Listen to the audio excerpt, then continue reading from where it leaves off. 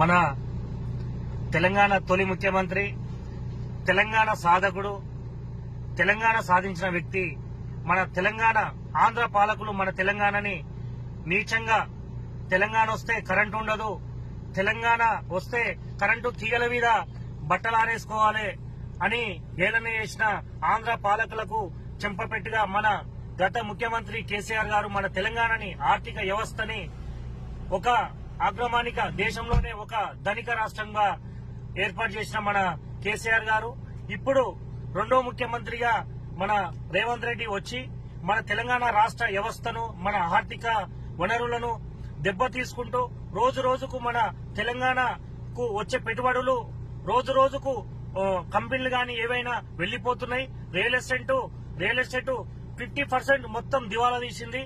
దాని మీద ఆధారపడే వ్యక్తులు కూడా రోడ్డు మీద పడ్డారు. నువ్వు ఇప్పటికైనా జర జ్ఞానోదయం తెచ్చుకొని నువ్వు తెలంగాణ ఎట్లా డెవలప్ అవుతుందో తెలంగాణ మీద సోయి తెచ్చి తెలంగాణని ఒక బంగారీ రాష్ట్రంగా తీర్చిదిద్దాలని రేవంత్ రెడ్డి గారిని కోరుకుంటున్నాను.